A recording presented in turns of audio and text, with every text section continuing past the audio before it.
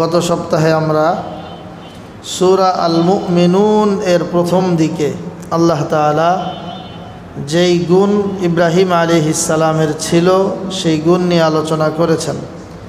সেই গুণগুলো আমাদের নবীর ছিল, সেই গুণগুলো মুমিনের থাকা দরকার। আজকে আমরা ওইরকম আরেকটি আয়াত, যেই আয়াতের মধ্যে আল্লাহ তাআলা বেশ কিছু গুণ নিয়ে আলোচনা করেছেন, যেই গুণগুলো প্রত্যেকটা মুমিনের থাকা উচিত, আমাদের নবীর ছিল, ইব্রাহিম খলিলুল্লাহ আলাইহিস সালাম তার মাঝে ছিল। এই আয়াতটা অবতীর্ণ হওয়ার প্রেক্ষাপট সম্পর্কে কিতাবের মধ্যে পাওয়া যায়। কোরআনুল কারীমে যত আহকাম, যত বিধান, যত সম্বোধন, খেতাব আল্লাহ তাআলা করেন, সবগুলো পুরুষের ব্যাপারে করেন। ইয়া আইয়ুহাল্লাযীনা আমানু, হে ঈমানদার পুরুষেরা, ইয়া আইয়ুহান নাস, হে পুরুষ মানুষেরা, হে লোকেরা। নারীদেরকে লক্ষ্য করে কোরআনুল কারীমের সরাসরি সম্বোধন করে করে আল্লাহ তাআলা বিধিবিধান তেমন নাজিল করেন নাই।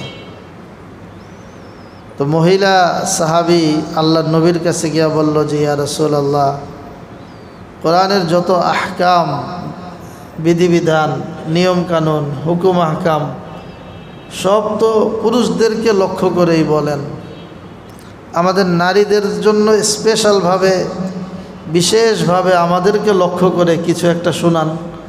সব পুরুষদের কথাই বলেন, ডাক দেন পুরুষদেরকে, বলে হে পুরুষেরা, হে ঈমানদার পুরুষেরা, হে সাধারণ পুরুষেরা। তো সে হে নারীরা, হে ঈমানদার নারীরা, হে মুসলিম নারীরা, এইভাবে একটু আমাদের যদি আল্লাহর পক্ষ থেকে ডাক পাইতাম আমাদের ভালো লাগতো। তো নবী করিম সাল্লাল্লাহু আলাইহি ওয়াসাল্লামের কাছে এই আবেদন যখন করছেন, তো আল্লাহ তাআলা তো সব কিছুই শোনেন। তখন আল্লাহ তাআলা এই আয়াত নাজিল করেছেন। এটা হলো সূরা আহজাবের 35 নম্বর আয়াত। এই আয়াতের মধ্যে আল্লাহ রাব্বুল আলামিন পুরুষ এবং মহিলা, বালক বালিকা সবাইকে ডাইরেক্ট খেতাব করে, সম্বোধন করে কথাগুলো বলেছেন, কিছু গুণের আলোচনা করেছেন। প্রশ্ন জাগে, তাহলে কোরআনুল কারীমে পুরুষদেরকে লক্ষ্য করেই অধিকাংশ আয়াত কেন নাজিল হয়ে, তাদেরকেই কেন বলা হয়, নারীদেরকে বলা হয় না কেন? এর উত্তর হলো, নারী এবং পুরুষের মধ্যে আসল হইল পুরুষ। আসল হইল কি? পুরুষ। নারী হলো পুরুষের অনুগত, উপরে পুরুষ, নিচে হলো নারী। নারী যদি উপরে উঠে যায়, হাদিস শরীফে আসছে, ওই সমাজে আল্লাহর রহমত থেকে বঞ্চিত হয়ে যায়। নেতৃত্ব পুরুষ দিবে, নেতৃত্ব যদি নারী দেয়, নেতা যদি নারী হয়, হাদিস শরীফের মধ্যে আল্লাহ রসুল সাল্লাল্লাহু আলাইহি ওয়াসাল্লাম বলেছেন যে ওই জাতি কখনো সফলকাম হতে পারবে না যেই জাতি তাদের নেতৃত্বে কোনো নারীকে বসায় দেয়। এজন্য আমরা দীর্ঘদিন ব্যর্থতার গ্লানি পার করেই আসছি। কোরআনুল কারীমে আল্লাহ রাব্বুল আলামিন পুরুষদেরকে লক্ষ্য করেই কথাগুলো বলেছেন। এটা বুঝাইছেন যে নারী জাতি পুরুষদের পক্ষ থেকে যেভাবে নির্দেশনা পাবে সেভাবেই চলবে। পুরুষরা মসজিদে নববীতে আল্লাহর নবীর সামনে কোরআনের কথা, তাফসিরের কথা, হাদিসের কথা এগুলো শুনতেন। তো এগুলো শুনে বাসায় গিয়ে আমাদের মহিলা সাহাবা একরাম যারা ছিলেন তাদের কাছে তারা পৌঁছে দিতেন। এটাই তরিকা, আমাদের জন্য এটা তরিকা। আমরা যা কিছু শুনবো বাসায় গিয়ে এটা বলবো, কারণ আমাদের মানুষ, একজন মানুষ, তার ফ্যামিলি, তার পরিবার, তার সমাজ, গোটা দেশ, জাতি, এটা এক পুরুষের পক্ষে নিয়ন্ত্রণ করা, গঠন করা সম্ভব না। আমাদের সাথে নারীদের সহযোগিতা একান্ত জরুরি, অবশ্যই লাগবে। একজন পুরুষ কখনো শান্তি প্রশান্তির সাথে জীবন অতিবাহিত করতে পারে না যদি একজন নারীর ছায়া, নারীর সান্ত্বনা, নারীর হিম্মত, নারীর সাহসিকতা পুরুষের সাথে যুক্ত না হয়। সমাজে সফল পুরুষ তারাই যাদের স্ত্রীরা ঘরে শান্ত, তার স্বামীকে সাপোর্ট দেয়। স্বামীকে যে স্ত্রীরা সাপোর্ট দেয় ওই স্বামীরা অনেক ভালো আছে, আরামে আছে। আর যেই সমস্ত ঘরের স্ত্রীরা স্বামীকে সাপোর্ট দেয় না, তাদের কাছে ঘরটা একটা জাহান্নামের গর্তের মতো। সে ঘরে যায় না যেন জাহান্নামের গর্তের মধ্যে সে ঢুকছে। পৃথিবীতে দ্বীনের ক্ষেত্রে, দুনিয়াবি ক্ষেত্রে, কোনো ক্ষেত্রেই কোনো পুরুষ নারীর ভালোবাসার পরশ ছাড়া, সাহস আর হিম্মত, শক্তি সঞ্চার করা ছাড়া কোনো পুরুষ সফল কাম হয় নাই। আমরা যদি আমাদের গোড়ায় চলে যাই, আমাদের নবী বিশ্বনবী মুহাম্মদুর রাসূলুল্লাহ সাল্লাল্লাহু আলাইহি ওয়াসাল্লাম, তার জীবন একটু খুঁজেন, জীবনটাকে একটু মোতালা করেন, জীবনের পাতা উল্টান, আমাদের নবীর জীবনের পাতা। নবী যখন পৃথিবীতে আগমন করেন তখন তার বাবা নাই। নবী যখন পৃথিবীতে আগমন করেন তখন তার বাবা নাই, আছে একজন নারী, তার মা। মায়ের স্নেহ, মমতা, আদর, যত্ন, লালন পালন ইত্যাদিতে আল্লাহর নবী পৃথিবীর মুখ দেখলেন। কিছুদিন পর আরবের সামাজিক রীতি অনুযায়ী দুগ্ধ পান করার জন্য বাচ্চাদেরকে বিভিন্ন এলাকায় পাঠিয়ে দেয়া হতো। সেখানেও আরেকজন নারী, আল্লাহর নবীর দুধ মা হযরত হালিমা সাদিয়া রাদিয়াল্লাহু আনহার স্নেহ, মমতায়, আদরে, পরশে আল্লাহর নবী লালিত পালিত হয়েছেন।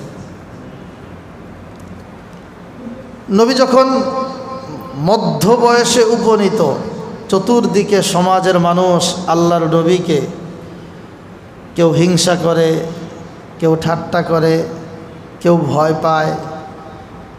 তার বাবা নাই, তার দাদাও চলে গেছেন, তার মাও চলে গেছেন, এক অসহায় মানুষ।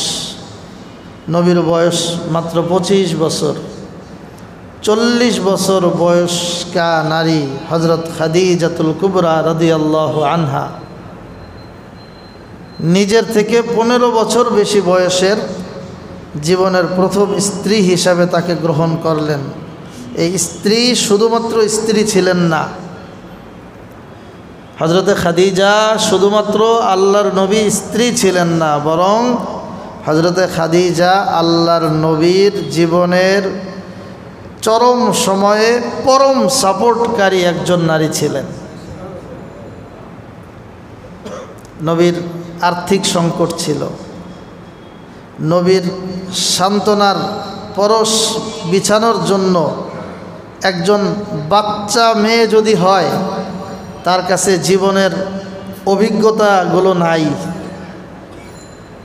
বড় কোনো পরিস্থিতি আসলে এই পরিস্থিতি নিয়ন্ত্রণ করার মতো অভিজ্ঞতার আলোকে বুদ্ধিবৃত্তিক পরামর্শ দেওয়ার মতো অবস্থা যদি নবী 15 বছর 20 বছরের মেয়েকে বিয়ে করেন, তো তার দ্বারা ওই একাকিত্বের সময়ে যে মজবুত সাপোর্ট দরকার ওইটা হইতো না। এজন্য আল্লাহ তাআলা কুদরতিভাবে ফয়সালাটা এমনভাবে করেছেন, নবীর থেকে 15 বছর বেশি বয়স্কা নারী হযরত খাদিজাতুল কুবরা রাদিয়াল্লাহু আনহা এবং নবীকে আর্থিকভাবে সাপোর্ট দিয়ে তাকে চলার জন্য এই আম্মাজান খাদিজা তাকে সহযোগিতা করেছেন। কিছুদিন পর নবীর বয়স 40 বছর। আল্লাহর নবী একা একা ওই হেরা গুহায় চলে যায়, জাবালে নূরে একা একা চলে যায়। বেশ কিছুদিন নীরবে নিভৃতে একাকী ইবাদত বন্দেগী করার পর আল্লাহ তাআলা জিবরাইল আলাইহিস সালামকে পাঠাইলেন ওহী নিয়ে। জিবরাইল আলাইহিস সালাম আল্লাহর নবীকে বললেন, ইকরা, তুমি পড়ো। নবী বললেন, মা আনা বিকারিইন, আমি তো পড়তে জানি না। জিবরাইল আমিন আলাইহিস সালাম আল্লাহর নবীকে বুকের সাথে মুখ লাগায়া জড়ায়া ধরলেন, চাপ দিলেন, সিনার সাথে সিনা লাগাইছে, ছেড়ে দিয়েছেন, বলছেন ইকরা। নবী বলেন, মা আনা বিকারিইন, আমি তো পড়তে জানি না। আবার সিনার সাথে সিনা লাগাইছে, প্রথম, দ্বিতীয়, তৃতীয়, তিনবার।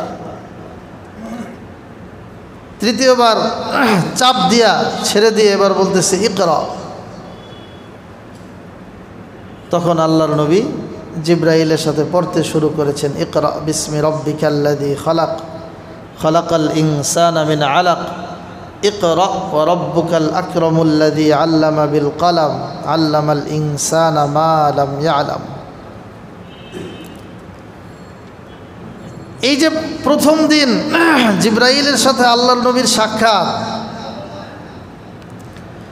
নবী কোরআনুল কারীমের এই আয়াতগুলো তার কাছে এত ভারী মনে হয়েছে। কোরআনুল কারীমে আল্লাহ রাব্বুল আলামিন নিজেই বলেছেন, লাউ আনজালনা হাযাল কুরআনা আলা জাবালিন লারাআইতাহু খাশিআম মুতাসাদ্দিআম মিন খাশিয়াতিল্লাহ।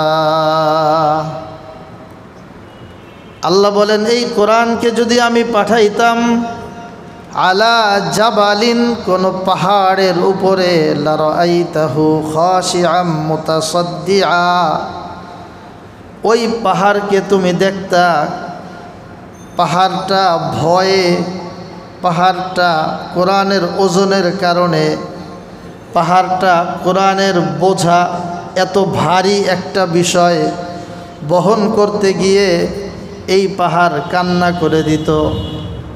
মুতাসাদ্দিআম মিন খাশিয়াতিল্লাহ, আল্লাহর ভয়ে পাহাড়টা টুকরা টুকরা, চূর্ণ বিচূর্ণ হয়ে যেত।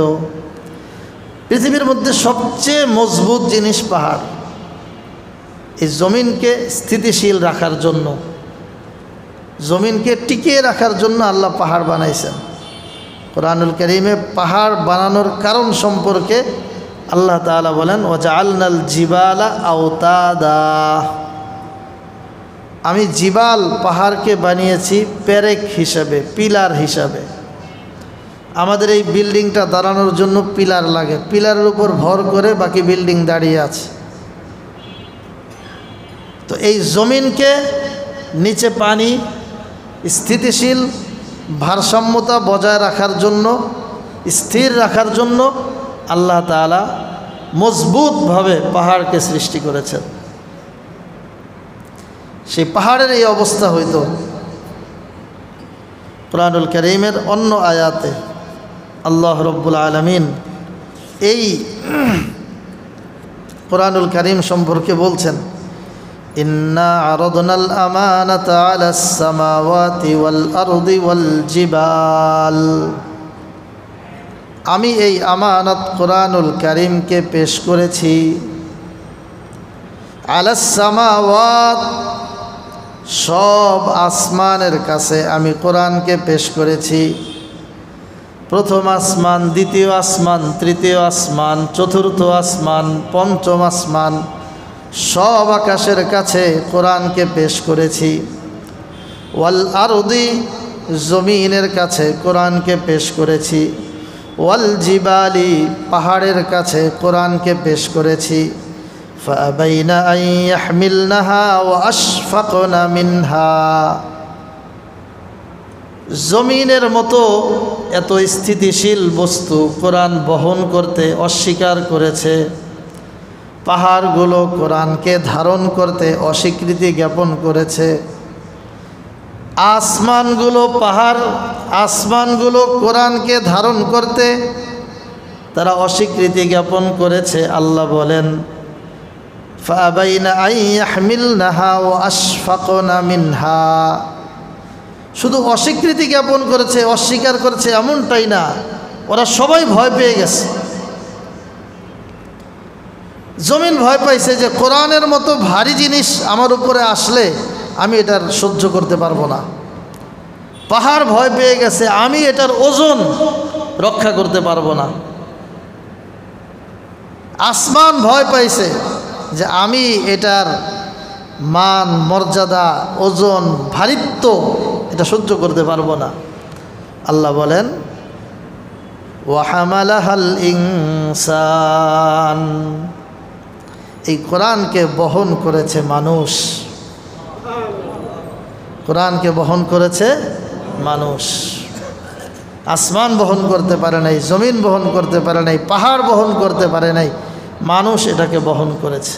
কোরআন হালকা জিনিস না, ভারী জিনিস। রাসূল করিম সাল্লাল্লাহু আলাইহি ওয়াসাল্লামের উপর যখন এই কোরআন 5টা আয়াত প্রথম দিন নাজিল হলো, সূরা আলাক এর 5 আয়াত, কি পরিমাণ ভারী! আল্লাহর নবী হেরা গুহা থেকে নেমে বাড়িতে চলে আসলেন। বাড়িতে এসে আল্লাহর নবী তার স্ত্রী খাদিজাতুল কুবরা রাদিয়াল্লাহু আনহাকে বলছেন জাম্মিলুনি জাম্মিলুনি, আমাকে চাদর দিয়ে, কম্বল দিয়ে, ভারী কাপড় দিয়ে আমাকে ঢেকে দাও।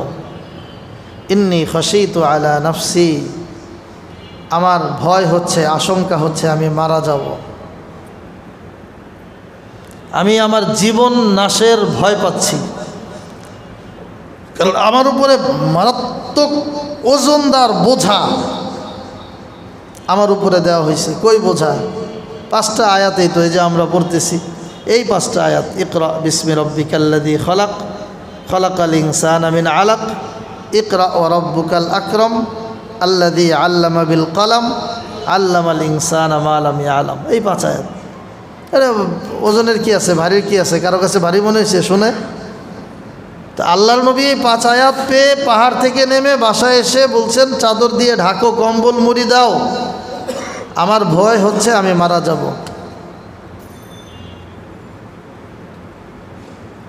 এই নবী যখন জীবন নাশের আশঙ্কা করছেন, তখন আমাদের মূল কথা ছিল কোনো পুরুষ সফল কাম হয় না নারীর হিম্মত ছাড়া।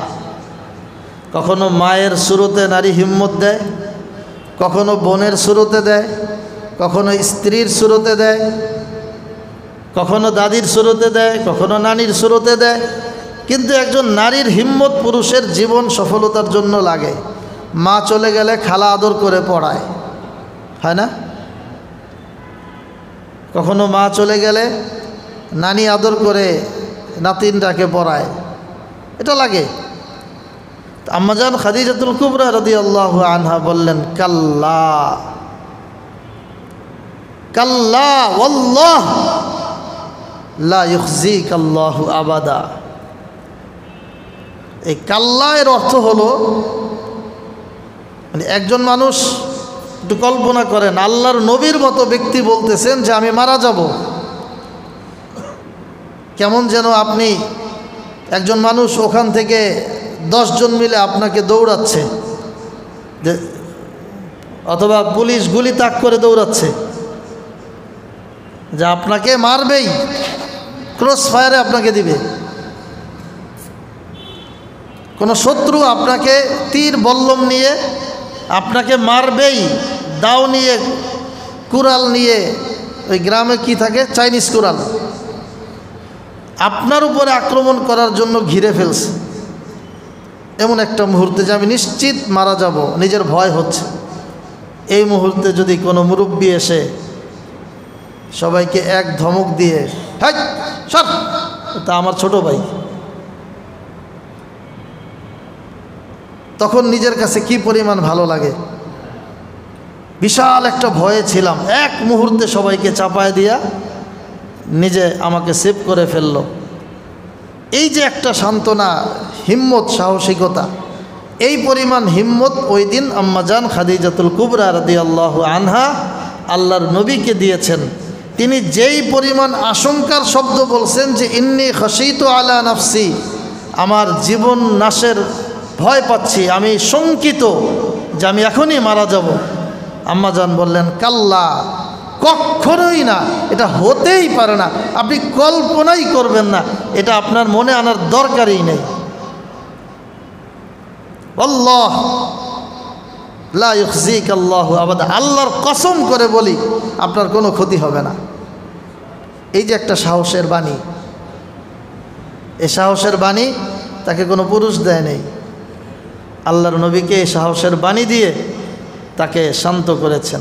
বিপদকালীন ভয় আতঙ্কের মুহূর্তে নবীকে হিম্মত দিয়েছেন একজন নারী, খাদিজাতুল কুবরা রাদিয়াল্লাহু আনহা।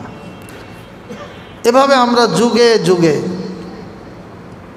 যত ইতিহাস তালাশ করব, যে পুরুষের সফলতার পেছনে নারীর অবদান আছে। এজন্য বাংলায় একটা প্রবাদ বাক্য আছে, পৃথিবীতে যা কিছু চিরকল্যাণকর, কি জানি আছে না? হ্যাঁ, অর্ধেক তার করিয়াছে নারী, অর্ধেক তার নর। পৃথিবীতে যা কিছু মহান চিরকল্যাণকর, অর্ধেক তার করিয়াছে নারী, অর্ধেক তার নর। এই জন্য নরনারী লাগে, কিন্তু ইসলামের কথা হলো নারী থাকবে, সে পুরুষের অধীনস্থ হয়েই থাকবে, উপরে উঠতে গেলে সমস্যা। এই যে সাপোর্ট দিলেন নারী সাহাবীরা, আল্লাহর নবীকে দিলেন, সব যুগেই দিলেন, কিন্তু কোনো নারী পুরুষ থেকে অ্যাডভান্স হয়ে দেন নাই। পুরুষের ভেতরে থেকেই, পেছন থেকে, গোপন থেকে, আড়াল থেকে এই সাপোর্ট যখন দেয় তখন সেই পুরুষ সফল হয়। আর যেই পুরুষকে নারী সাপোর্ট দেয়, তবে নারী বলে যে আমি যাচ্ছি চাকরিতে, তুমি বাচ্চাদেরকে বাসায় রাখো, সেও তো সাপোর্ট দিতেছে, যে সেই চাকরি করে, সেই ইনকাম করে, সেই আয় রোজগার করে। আর পুরুষরে বলে যে তুমি বউ আসতেছে রান্না করবে, তুমি বাচ্চা কাচ্চা দেখো, ঘর দুয়ার পাহারা দাও, আমি বাইরে যাচ্ছি। তো এই পুরুষ কি আসলে পুরুষ? কি বলেন? এটা শুধু পুরুষ না, এটা শুধু নারীও না, এটা হইল দুনিয়াবি একটা শব্দ আছে, গ্রামে বলে মাগি, বুঝেন নাই? এই নিম্নমানের একটা পুরুষ, এটা পুরুষ না, এটা নারীও না, এটা একেবারে থার্ড ক্লাস পুরুষ, যেই পুরুষ বউয়ের কামাই খায় আর ঘরের ভিতরে বসে থাকে। তো ইসলাম এটা বলে নাই যে পুরুষ উপরে থাকবে, নারী তাকে সাপোর্ট দিবে, সহযোগিতা করবে। যাই হোক, আমাদের মূল কথা হলো মহিলা সাহাবীরা আল্লাহর নবীকে যখন বললেন, তো আল্লাহ তাআলা আয়াত নাজিল করে, এই আয়াতের মধ্যে নারী পুরুষ এবং আগে পুরুষের কথা পরে নারীর কথা, এখানেও আল্লাহ তাআলা এটা শিখাইছেন যে নারী পুরুষ নিয়ে আলোচনা করছি, আগে নারী না, আগে পুরুষ। আল্লাহ বলেন ইন্নাল মুসলিমিনা ওয়াল মুসলিমাত ওয়াল মুমিনিনা ওয়াল মুমিনাত,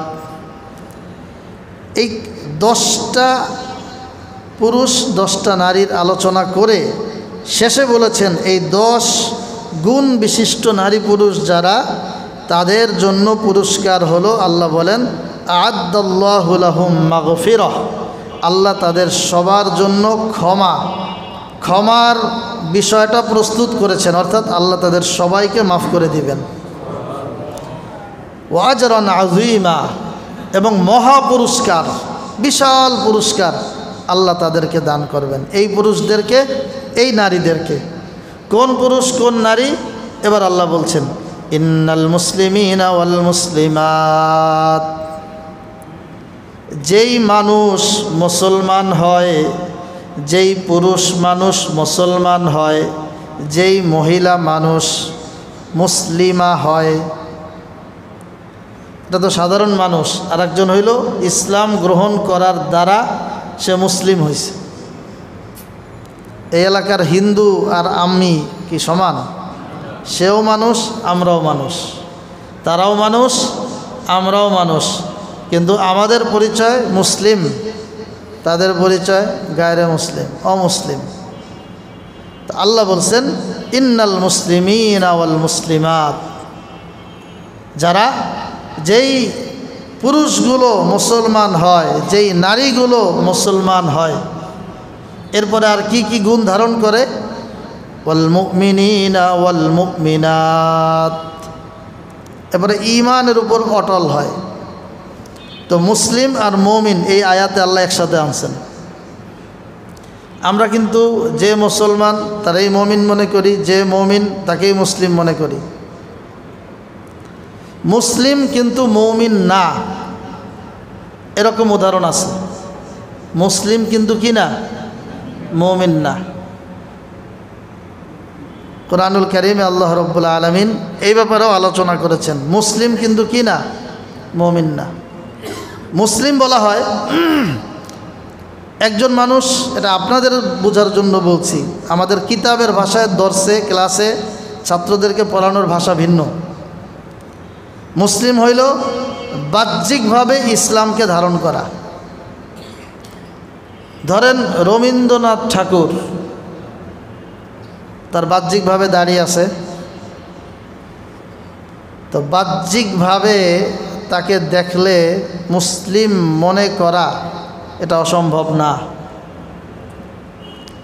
আমাদের ভারতের বর্তমান প্রেসিডেন্ট নরেন্দ্র মোদি দাঁড়িয়ে আছে না, পাঞ্জাবি পরে না, সেলোয়ারও তো পরে, চিকন পরুক ই পরুক, পুরা ড্রেস আপ কত সুন্দর, মাঝে মাঝে টুপিও পরে, ছোট টুপিও পরে, পুরা ড্রেস আপ। যেই মানুষটা সে যে নরেন্দ্র মোদি এটা না চিনে, অথবা নরেন্দ্র মোদির মতো অন্য কোনো লোক ওই ড্রেস আপে যদি আমাদের এই দিকে ঘুরে কিংবা মসজিদেই চলে আসে, আমরা কি তাকে বলতে পারবো সে বিধর্মী? বাহ্যিকভাবে বোঝার কোনো উপায় আছে? তো বাহ্যিকভাবে ইসলামের বেশভূষা, লেবাস, পোশাক পরিধান করলে তাকে মুসলিম বলা হয়, মুসলিম বলা যায়, মানুষ তাকে মুসলিমই মনে করে। এজন্য আল্লাহ তাআলা প্রথম মুসলিমের পরে দ্বিতীয় গুণ বলছে যে শুধু বাহ্যিক লেবাস পোশাক পরে মুসলিম ভাব ধরলেই হবে না, ওয়াল মুমিনিনা ওয়াল মুমিনাত, এই বাহ্যিকের সাথে ভিতরটাও ঈমান ঠিক হইতে হবে। যেই পুরুষ যেই নারী বাহ্যিকভাবে ইসলামের পোশাক পরে, এরপরে ভিতরটাও ঈমান তার ঠিক থাকে, মজবুত থাকে। আমাদের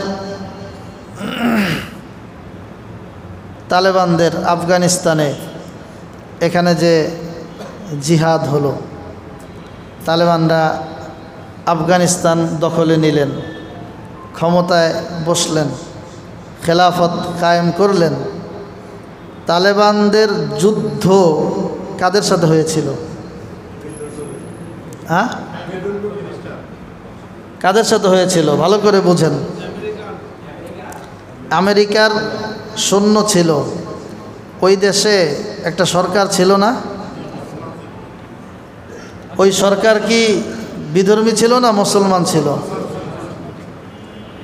ওই দেশে ঘানি সরকার, আশরাফ গানি, তার সরকার ছিল না? সে তো নামাজি, সে তো 5 ওয়াক্ত নামাজ পড়তো। তার সরকারের অনেক মানুষ, ওই দেশের অনেক মানুষ নামাজি ছিল, কিন্তু তালেবানদের এই যুদ্ধ ওই সরকারের বিরুদ্ধেও ছিল, তারা তো মুসলমান। কেমন মুসলমান? যেই মুসলমান সরকার গঠন করছে চলে আমেরিকার কথায়। চলে কার কথায়? আমেরিকার কথায়। এই জন্য আপনারা দেখেন অধিকাংশ মানুষ কিন্তু বলছেন যে তালেবানদের বিপক্ষে ছিল কারা? বলছেন আমেরিকা। অথচ আমেরিকা, তাদের কিছু সৈনিক ছিল, আমেরিকার কোনো জনগণ তো ওই জায়গায় ছিল না। ছিল? আমেরিকার সরকার ওখানে ছিল, জনগণও ছিল না, সরকারও ছিল না, কিছু সৈনিক ছিল, অস্ত্রগুলো আমেরিকার ছিল। কিন্তু এই দেশের তালেবানরা যুদ্ধ করছে মাঠ পর্যায়ে শুধু কি আমেরিকার সৈনিকদের সাথে, নাকি আমেরিকার নিয়ন্ত্রিত যেই মুসলমান সরকার তাদের বিপক্ষেও? তাহলে বাহ্যিকভাবে তারাও নামাজি ছিল, বাহ্যিকভাবে তাদেরও দাড়ি ছিল, বাহ্যিকভাবে তারাও পাঞ্জাবি পরতো, বাহ্যিকভাবে তারাও টুপি পরতো, বাহ্যিকভাবে তারাও কোরআন পড়তো। কিন্তু এই মুসলিম তালেবানদের মূল যুদ্ধ ওই কাফেরদের সাথে সাথে কাফেরদের ইশারা ইঙ্গিতে সহযোগিতায় চলমান মুসলমানদের বিপক্ষেও ছিল। এটা হলো এইটা যে বাহ্যিকভাবে মুসলিম মনে হয় কিন্তু ভিতরে ঈমানের লেভেল ঠিক নাই। এজন্য আল্লাহ তাআলা প্রথম বলছেন মুসলিমের কথা যে বাহ্যিক ঠিক হইলেই চলবে না, ভিতরগত হালত ঠিক হইতে হবে। আল্লাহর নবীর সাথে নামাজ পড়তো অনেক মানুষ, এদের মধ্যেই নবীর সাথে নামাজ পড়তো মুসল্লি মানে নামাজি, সে মুনাফিক ছিল, তার ঈমান ঠিক ছিল না। কুরআনুল কারীমে এই সূরার শুরুতেই তো আমরা আলোচনা করে আসছি, وَإِذَا لَقُوا الَّذِينَ آمَنُوا قَالُوا آمَنَّا وَإِذَا خَلَوْا إِلَى شَيَاطِينِهِمْ قَالُوا إِنَّا مَعَكُمْ। নামাজি বেশে, মুসল্লি বেশে, মুসলিম বেশে আল্লাহর নবীর মজমায় আসে, মজমায় এসে বলে ওয়াইদা লাকুল্লাযীনা আমানু ক্বালু ইন্না মাআকুম। মসজিদে এসে মুমিনদেরকে বলে আমরা তো তোমাদের সাথেই আছি, তুমিও মুমিন আমিও মুমিন, আমরা সবাই আল্লাহর নবীর ভক্ত। ওয়াইদা খালাউ ইলা শায়াতিনহিম, যখন তারা শয়তানদের কাছে কাফেরদের কাছে যাইত তখন তারা বলতো ইন্না মাআকুম, মূলত আমরা তোমাদের সাথেই। কয় তাইলে নবীর মজলিসে কেন যাস, মসজিদে কেন যাস, দ্বীনি মজমায় কেন যাস? জবাব দিত ইন্নামা নাহনু মুস্তাহজিউন, আমরা তো একটু ঠাট্টা করি, ওদেরকে বুঝাই যে তোকে লগে আছি, আসলে নাই। তাহলে বোঝা গেল মসজিদে আসলেই তাকে মুমিন বলা যাচ্ছে না, নবীর যুগেই বলা যাইতো না। এই যুগে সুনির্দিষ্টভাবে কাউকে মুনাফিক বলার সুযোগ আপনার আমার কারো জন্যই নাই, কারণ আমরা তার দিলের হালত জানি না, আমরা তার দিলের হালত জানি না। তবে আল্লাহর নবী মুনাফিকের কিছু আলামত বলেছেন, এইগুলো যখন কারো ভিতরে আমরা দেখতে পাই তখন আমরা বলি আর না বলি, তার ক্ষতি থেকে বাঁচার জন্য তার থেকে সতর্কতা অবলম্বন করা এটা আমাদের জন্য জরুরি। আল্লাহর নবী বলেছেন আয়াতুল মুনাফিকি সালাস, ইদা হাদ্দাসা কাযাবা, মিথ্যা কথা বলে, ওয়া ইদা ওয়াদা আখলাফা, ওয়াদা ভঙ্গ করে, ওয়া ইদা তুমিনা খানা, আমানত রাখলে আমানতের খেয়ানত করে। এখন এটা আমাদের জীবন চলার ক্ষেত্রে সতর্কতা অবলম্বন করতে হবে যে যার ভিতরে এই তিন বদ অভ্যাস, আর এক অভ্যাসের কথা অন্য হাদিসে আছে, ওয়াইদা খাসামা ফাজারা, যখন কারো সাথে বাদানুবাদ হয়, কথা কাটাকাটি হয়, ঝগড়া হয়, তখন সে গালিগালাজ করে, এটাও মুনাফিকের লক্ষণ। এই যে দেখেন একটা গালিগালাজ একটা শব্দ, এই গালিগালাজটা দেখেন আমাদের মাঝে কি পরিমাণ আম, ব্যাপক, বিস্তৃত, কথায় কথায় কথায় কথায়, প্রয়োজনে অপ্রয়োজনে, অযথা গালিটা আমাদের আরবিতে বলে তাকিয়ায় কালাম, মানে মুখের ঠোঁটের উপরে সবসময় ভাসে। কিছু একটা কইতে গেলেই আগে একটা গালি দেয়। যেমন পুরান ঢাকার যারা আছেন, আপনারা মনে কষ্ট পায়েন না, আমি উদাহরণস্বরূপ বলি, কি যেন একটা শব্দ বলে না পুরান ঢাকায়, কি বলে বলেন তো? আপনারাই বলেন, আমি বললাম না, বলেন। বলে কি না? বলে না? আপনি এটা বুঝেন, তাফসীর বুঝার স্বার্থে বলতেছি। বলে কি বলে না? আচ্ছা, এই শব্দটার কি দরকার? এই যে একটা শব্দ আমাদের মাঝে প্রচলন হইয়া গেল, এটা আমাদেরকে কে দিল এই শব্দটা? আমাদের এই শব্দটা কেউ শিখাইছে আমাকে। কিন্তু এই যে একটা শব্দ আমরা বলি, এই অঞ্চলে এটা বলেন, অন্য অঞ্চলে আরেকটা বলে, আরেকটা অঞ্চলে আরেকটা বলে, তো এটা তো আমি দেখছি যে ওয়াইদা খাসমা ফাজারা, কথা বলতে গেলেই, বাদানুবাদ করতে গেলে গালিগালাজ করে, এটা তো মুনাফিকের একটা লক্ষণ। তাহলে এই সমস্ত মন্দ বিষয়গুলো, এগুলো পরিহার করা, এগুলো আমাদের দায়িত্ব। হ্যাঁ, এটা শিক্ষা আমার তাফসীরের মজমার। নাইলে আমিও যে তাফসীরে বসে না, সেও যেরকম আমি ওই রকম, তাইলে আমার এখানে বসে লাভ হইল কি? আমি কি শিখলাম, কি পাইলাম, আর কি নিলাম? যেন আমার জীবনটা অন্যদের চেয়ে ব্যতিক্রম হতে হবে। এখন পৃথিবীর মানুষকে সুন্দরভাবে পরিচালিত করার জন্য সবচেয়ে উত্তম শ্রেষ্ঠ জায়গা হলো আল্লাহর ঘর, মসজিদ, এবং সবচেয়ে উত্তম মোটিভেশনাল স্পিচ হলো কোরআনুল কারীমের আয়াতগুলো। কোরআনুল কারীমের শব্দ, বাক্য মালা এর চেয়ে বেশি ইফেক্টিভ, কার্যকরী, প্রভাবশালী কোনো শব্দ বাক্য পৃথিবীতে তৈরি হয় নাই। আমরা বিভিন্ন মোটিভেশনাল স্পিকারের মুখে বিভিন্ন বক্তব্য শুনি, লেকচার শুনে খুব ভালো লাগে। তিনি যা বলছেন, তিনি কোরআনের সার নির্যাসেই বিভিন্ন আয়াতের থেকে খুঁজে খুঁজে ওগুলি বলছেন, কিন্তু ওইটা অনেক সময় বলে না। এজন্য আমরা এখান থেকে এই শিক্ষাগুলো নেই যে মুনাফিকের লক্ষণগুলো আমাদের মাঝে না থাকে। যাই হোক, বলছিলাম ইন্নাল মুসলিমিন ওয়াল মুসলিমাত ওয়াল মুমিনিনা ওয়াল মুমিনাত। তাহলে বাহ্যিকভাবে যেমনিভাবে আমাদের বেশভূষা ঠিক করতে হবে, ভিতরেরটা আল্লাহ জানেন, আর কেউ জানে না। এজন্য হাদিস শরীফে আল্লাহ রাসূল সাল্লাল্লাহু আলাইহি ওয়াসাল্লাম বলেছেন, ইন্নাল্লাহা লা ইয়ানজুরু ইলা সুওয়ারিকুম ওয়া আজসাদিকুম ওয়ালাকিন ইয়ানজুরু ইলা কুলুবিকুম ওয়া আ'মালিকুম। আল্লাহ তাআলা তোমার শুধু বাহ্যিক অবস্থা দেখেই তোমার বিবেচনা করেন না। তোমার ভালো মন্দ, তোমার জন্য আল্লাহর নেয়ামত বরাদ্দ কিংবা অভিশাপ আসা, এটা বাহ্যিক সুরতের উপরে নির্ভর করে না, বরং নবী বলেন ওয়ালাকিন ইয়ানজুরু ইলা কুলুবিকুম ওয়া আ'মালিকুম। তোমার কলবের হালত কি, ওইটার দিকে আল্লাহ দেখেন। তোমার আমলের অবস্থা কি, এটা আল্লাহ দেখেন। কলবের হালত কি, কলব কি বলছে।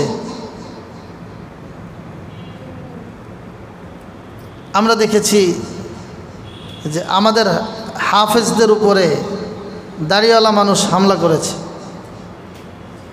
আলেমদের উপরে দাড়িওয়ালা মানুষ, পাঞ্জাবি পরা মানুষ পিটাইছে, রক্তাক্ত করছে। আমি তো বাহ্যিক অবস্থা দেখে তাকে বিন্দু পরিমাণ মন্দ বলতে পারি না, কিন্তু তার দিলের মধ্যে যে কোনো কারণে একটা ক্ষোভ তৈরি হয়েছে।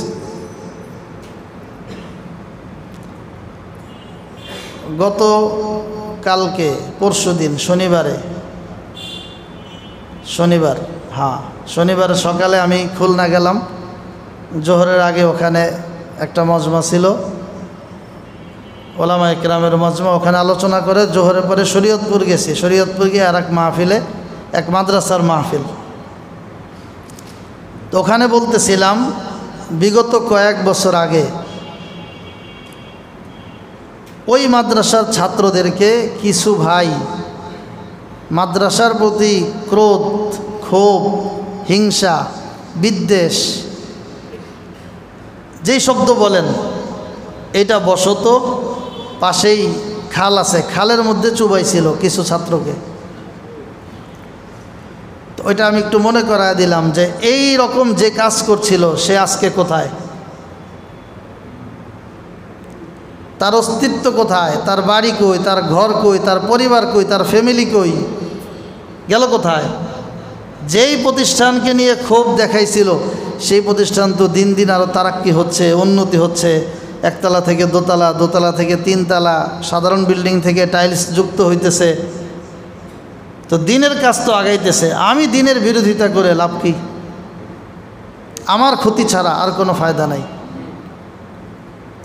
তো এই জন্য বাহ্যিকভাবে শুধু ইসলামের ধারণ করলাম এটাই আমার শেষ না। আমার ভেতর থেকে নবী যাদেরকে মোহাব্বত করতে বলেছেন তাকে আমার মোহাব্বত করতে হবে।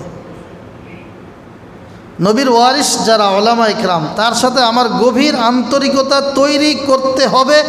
এর মধ্যেই সফলতা। যদি আমি সারা জীবন মিলে করতে না পারি, বুঝতে হবে আমার ব্যর্থতা।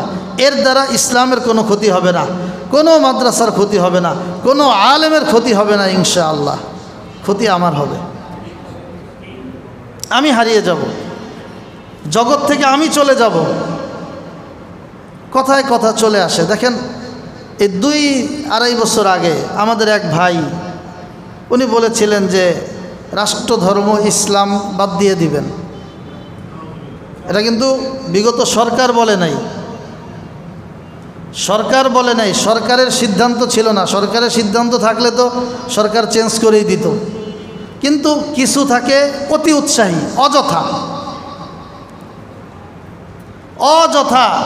অতি উৎসাহী হয়ে কিছু একটা করতে চায়। সে রাষ্ট্রধর্ম ইসলাম বাতিল করার সাথে তুমি যে একটা এমপি হইছো এক এলাকা থেকে, এটার সাথে ওইটার কি সম্পর্ক? এই দায়িত্ব তোমারে কে দিল? এদেশের জনগণ দিছে না অন্য কেউ তোমারে দিল? মানে এটা দরকার কি তার?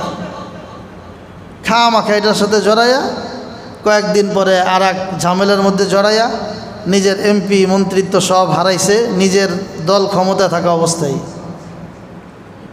দরকার ছিল না। এই যে অতি উৎসাহী হওয়া, এটা আমরা হব না।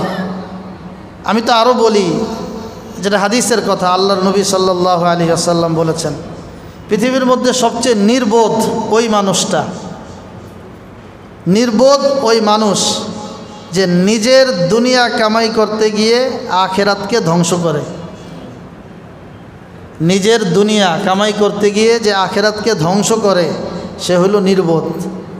আচ্ছা, এটার তবু একটা লেভেল আছে যে আমি নামাজ পড়ি নাই, রোজা রাখি নাই, চুরি করছি, বাটপারি করছি, কালোবাজারি কইরা ঘর দুয়ার বিল্ডিং করছি, নিজের জন্যই করছি। বলদ হইলেও একটা কাজ করছে। আল্লাহর নবী বলেন এটা তো নির্বোধ। এই নির্বোধের চেয়েও নির্বোধ আর একটা আছে। এটাকে যদি মূর্খ বলি তাহলে গণ্ড মূর্খ আর একটা আছে। এটা কোনটা? এটা হলো যে অন্যের দুনিয়া কামাইয়ের জন্য নিজের আখেরাত ধ্বংস করে। নিজের দুনিয়া নিজে কিছু করতে পারে নাই, করে অন্যের দুনিয়া।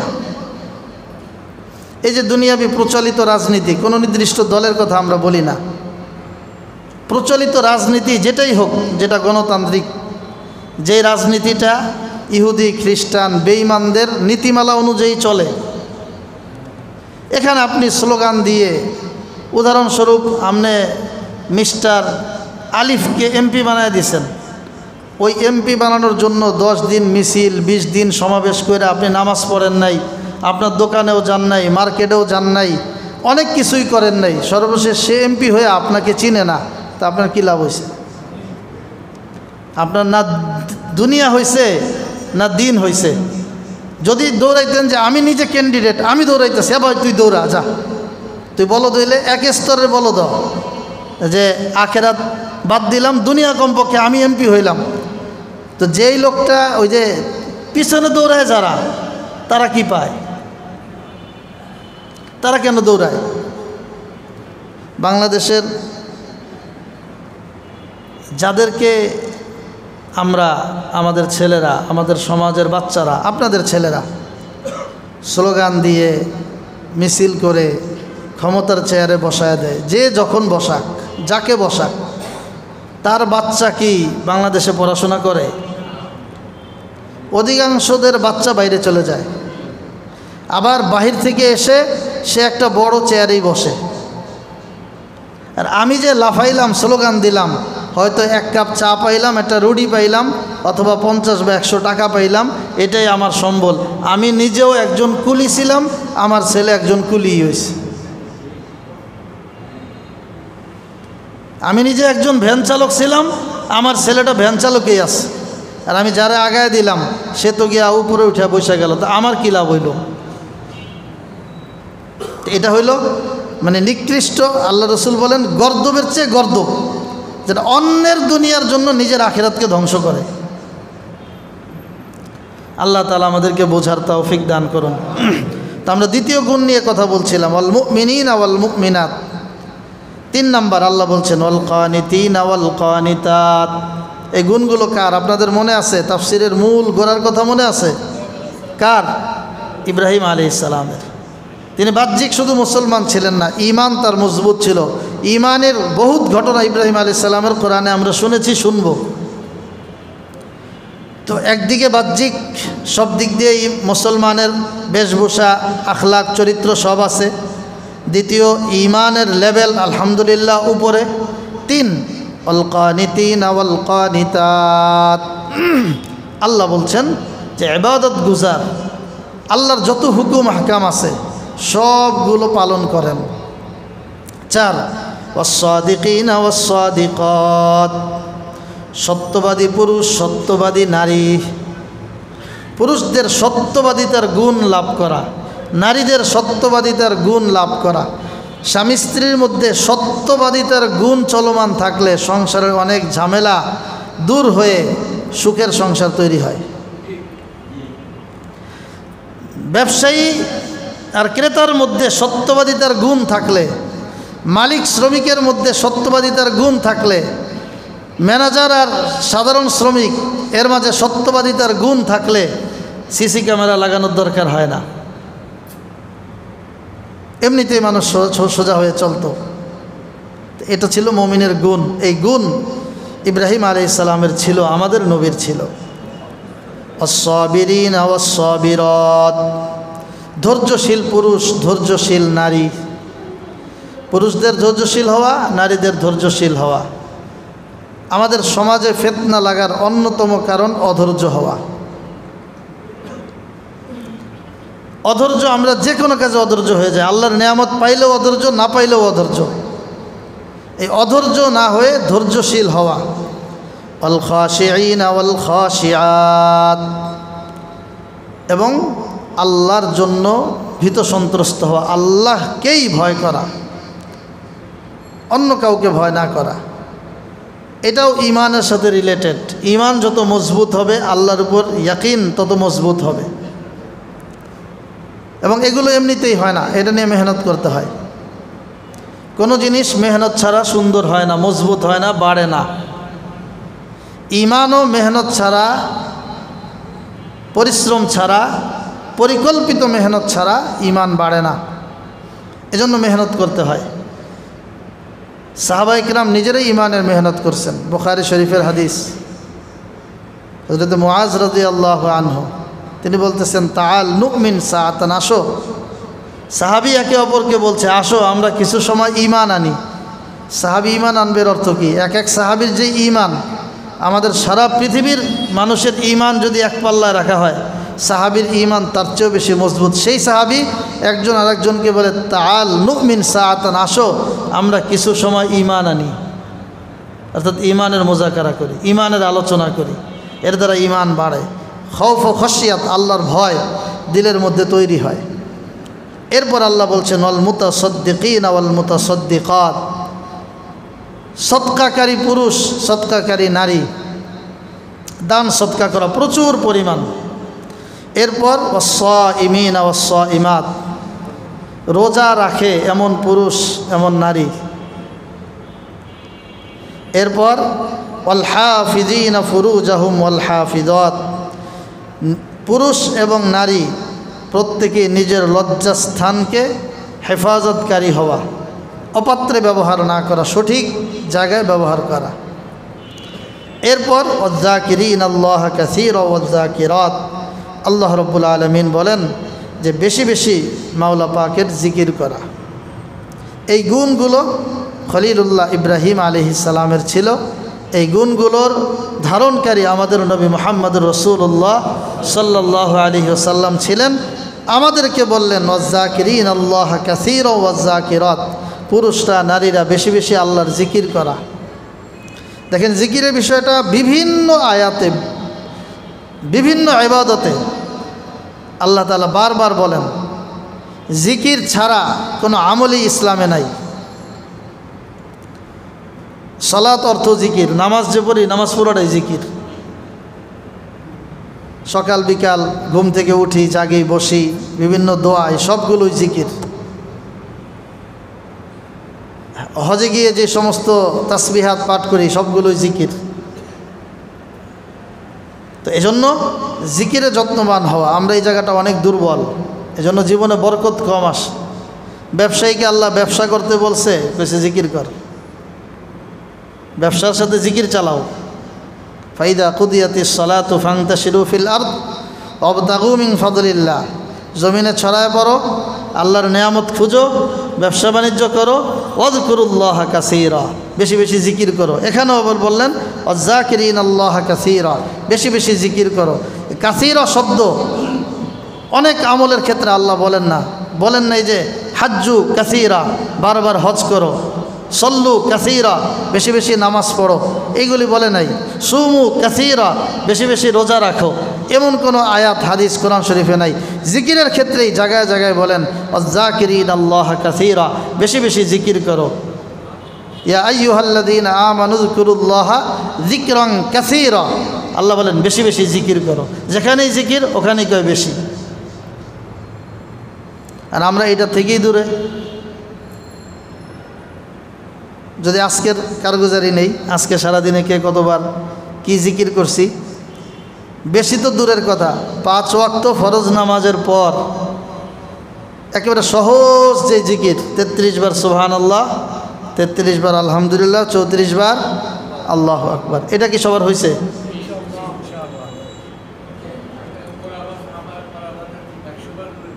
মাশাআল্লাহ, আল্লাহ তাআলা কবুল করুক। এই আমলগুলো যত্নবান হওয়া। আল্লাহ বলছেন, দেখেন অনেক গুরুত্বপূর্ণ আমল বলে বলে শেষে আল্লাহ জিকিরের কথাই বলে বারবার। ব্যবসায়ীদের আলোচনা করছেন, রিজালুল্লাহ তুলহিহিম তিজারাতু ওয়ালা বাইউন আন যিকরিল্লাহি ওয়া ইকামিস সালাতি ওয়া ইতাইজ যাকাহ। আল্লাহ প্রশংসা করছেন কিছু মানুষের, ব্যবসায়ীদের। কোন ব্যবসায়ী? রিজালুন লা তুলহিহিম তিজারাতু ওয়ালা বাইউন আন যিকরিল্লাহ, যেই ব্যবসায়ীদের ব্যবসা লেনদেন বিভিন্ন ব্যবসায়িক কার্যক্রম তাকে আল্লাহর জিকির থেকে গাফেল করে না, সেই ব্যবসায়ীর জন্য আল্লাহর পুরস্কার। এজন্য সব জায়গায় সব হালতে বেশি বেশি জিকিরের প্রতি যত্নবান হওয়া। বিভিন্ন দোয়া, মসজিদ থেকে বের হওয়ার দোয়া, ঢোকার দোয়া, ঘরে ঢোকার দোয়া, ঘর থেকে বের হওয়ার দোয়া, এগুলো খুব দরকার। ঘর থেকে বের হয়ে আমাদের জীবন অনিরাপদ হয়ে যায়। একটা দোয়া যদি শিখি, এটা জিকির। এই দোয়াটা পড়ি, সহজ দোয়া, বিসমিল্লাহি তাওয়াক্কালতু আলাল্লাহ লা হাওলা ওয়ালা কুওয়াতা ইল্লা বিল্লাহ। এতটুকু দোয়া পড়ে যদি বের হই, ফেরেশতারা বলতে থাকে কুফিতা ওয়া উকিতা ওয়া তানাহা আনহু শাইতান, উকিতা ওয়া কুফিতা, যে তোমাকে আল্লাহর পক্ষ থেকে নিরাপত্তার সার্টিফিকেট দিয়ে দেওয়া হলো। যাও, দোয়া পড়ে বের হইছ, চতুর্দিকে আমরা পাহারায় বেষ্টনীতে আসি, তোমার কেউ কোনো ক্ষতি করতে পারবে না, শত্রু ক্ষতি করতে পারবে না, কোনো আসমানি জমিনি বালা তোমাকে ছুঁইতে পারবে না, শয়তান তোমারে ধোকা দিবে। তানাহা আনহু শাইতান, আল্লাহ রসুল বলেন এই দোয়া পড়লে শয়তান তার থেকে দূরে সরে যায়। দূরে সরে গেলে দূরে শয়তান জিজ্ঞাসা করে, কিরে তুই আসলি কেন? ওই আর একটু বিপদগামী করবি না? ও যে মসজিদের দিকে হাঁটতেছে, ওরে একটু ওই দিক দিয়ে ঘুরে আন। ওই দিক দিয়ে ঘুরে আইলেই আর আরেকটা আমাগো গ্রুপের ওর ফ্রেন্ড আছে, শয়তান মার্কা ফ্রেন্ড, ও আর একটু গল্প করবো, জামাতটা ছুটে দেব, ওই রাস্তা দিয়ে আন। যখন দোয়া পরে বের হয়, তো শয়তানকে যেই শয়তান পালাইছে ও বলে যে না না যাওয়া যাইব না। কেন? ও তো দোয়া পড়ছে, ওর চতুর্পাশে ফেরেশতারা বেষ্টন করে আছে, আমি গেলে আমার মায়ের আমার আড্ডি মাড্ডি গুঁড়া করে ফেলাইব, এই জন্য যাওয়া যাইব না, ওরে ওর মতো যাইতে দাও। এ ঘর থেকে বের হওয়ার পরে সহজ দোয়া। এজন্য প্রত্যেকটা জায়গায় জায়গায় যেই দোয়াগুলো, যে আমলগুলো, এগুলো মূলত আমাদের জীবন রক্ষার, সেফটির জন্য, নিরাপত্তার জন্য অনেক বেশি বড় কার্যকরী।